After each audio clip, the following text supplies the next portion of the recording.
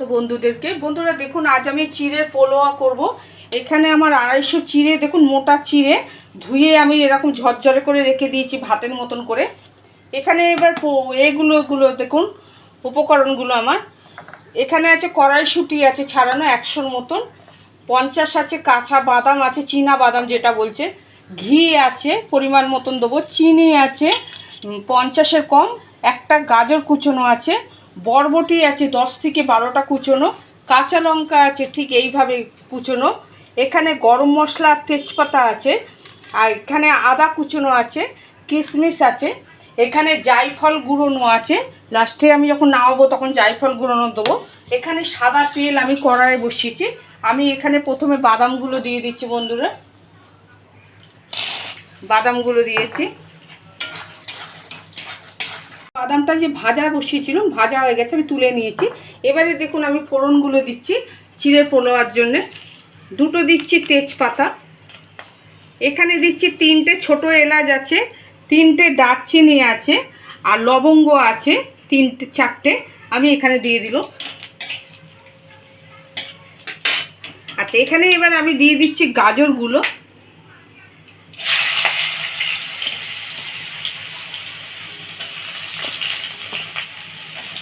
বরবটিগুলো দিয়ে দিল,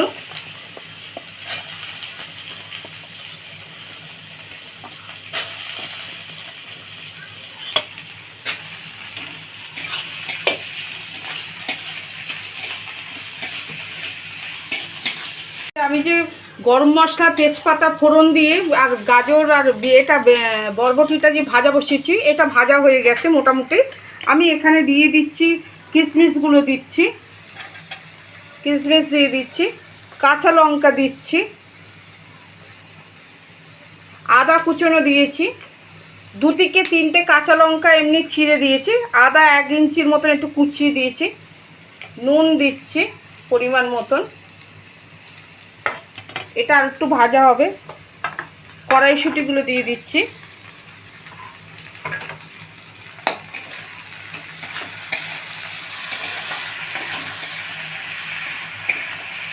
একটু হলুদ দিয়ে দিচ্ছি। আচ্ছা, এইগুলো ভাজা হয়ে গেছে।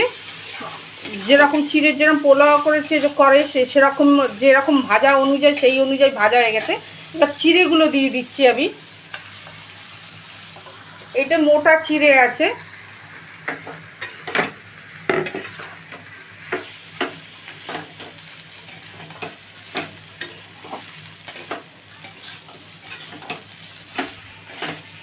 এই যে চিনে বাদাম যে ভাজাগুলো আছে সেগুলো দিয়ে দিলুম এর মধ্যে।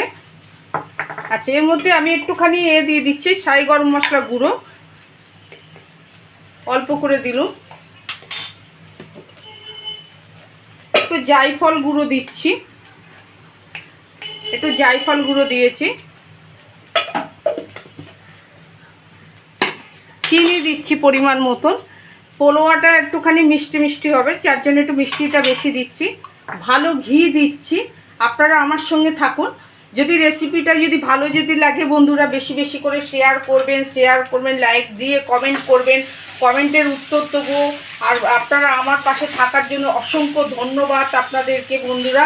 আমার চ্যানেলটা সাবস্ক্রাইব করবেন, আপনারা আমার চ্যানেলটার বেশি বেশি করে শেয়ার করুন আমার রেসিপিটা, যাতে আর আপনারা বাড়িতে ট্রাই করুন। যে যেখানে আছেন সবাই ভালো থাকুন, ভগবানের কাছে এই প্রার্থনা করি। আপনারাও কামনা করুন আমার জন্য যে আমি যেন উন্নত করি। বন্ধুরা, আপনাদেরকে অসংখ্য ধন্যবাদ আমার সঙ্গে থাকার জন্য বন্ধুরা।